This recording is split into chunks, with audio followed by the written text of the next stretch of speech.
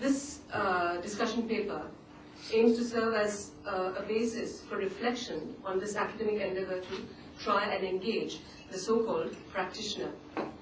Implicit in the agenda of reaching beyond the world of academia is an interesting and problematic binary, that between us, the scholars, academics, who are setting the agenda, and them, the practitioners, who are responding to it. This practitioner-scholar binary, in fact, raises more questions than it can readily answer.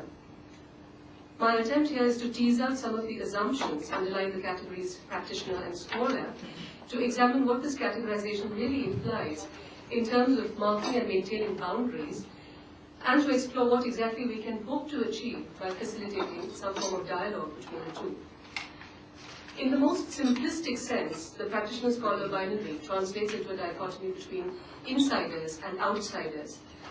As ideal types, practitioners are insiders to a faith tradition and practice it, whereas scholars are outsiders and investigate it. Practitioners' attitudes and actions are based on faith and commitment, while those of scholars are based on rationality and critique. The practitioner takes his or her faith for granted.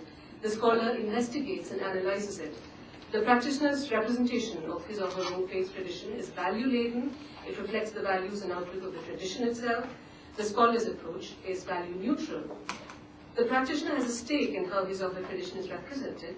Since this has important implications for the practitioner's identity, the scholar, on the other hand, is not encumbered by such personal or collective interest. In anthropological terms, the scholar is the outside observer who observes the insider's way of life, sometimes participating in it, but always maintaining the critical distance indispensable for rigorous analysis. And the practitioner is the observed, going about his or her life even while being subjected to close scrutiny. Needless to say, this kind of neat categorization is rife with problems. The assumption that insiders are uncritical is the first problem. It does not allow for the possibility of the critical insider who has the ability to achieve analytical distance from his or her own faith tradition in order to critique it. The assumption that religion or faith lies outside the realm of rational thought is a second problem.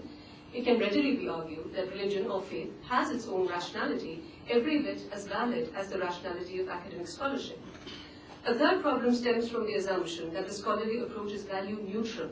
It ignores the range of values that in fact inform modern-day academic scholarship, deriving from such disparate sources as scientism, secular or liberal humanism, feminism, cosmopolitanism, if you like, Marxism, and postmodernism.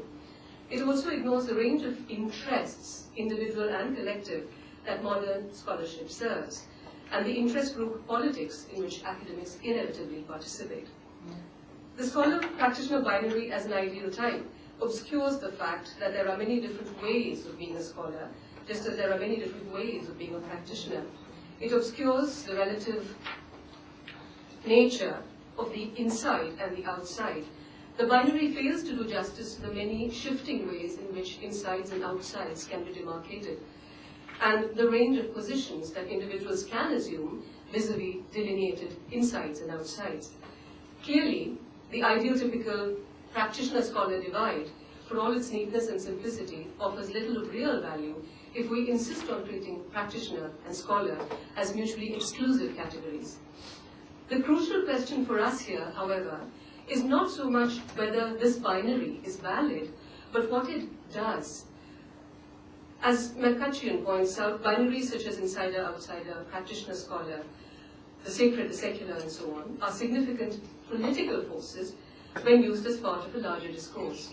These political forces bring people under a certain system of classification and control, erect boundaries between individuals and groups, and facilitate the othering of those understood to be different or to uphold rival truth claims. Academia and its insiders have had a long history of creating and maintaining boundaries. There are boundaries within academia, for instance, between different disciplines and different schools of thought, and there are boundaries marking academics apart from the non-academic outside. The boundaries created by academia, however, are often contested, they change, get redrawn in different ways, and are constantly negotiated and renegotiated.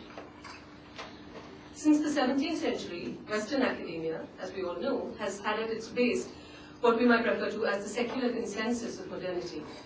This secular consensus rests on the somewhat arbitrary and problematic post-Enlightenment division between the public and the private, which relegates religious belief and practice to the private realm and locates academia within the realm of the secular and public.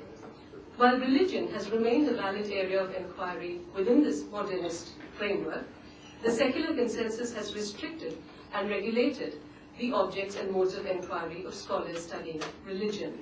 Consistent with this secular consensus, scholars of religion have tended not to concern themselves with ultimate truths or questions about the nature of the divine or the purpose of life and so on. They choose instead to restrict the scope of their inquiry to the empirical study of human engagement with a diverse range of postulated, non-falsifiable, alternate realities, as the scholar James Cox refers to, and that's part of his definition of religion itself.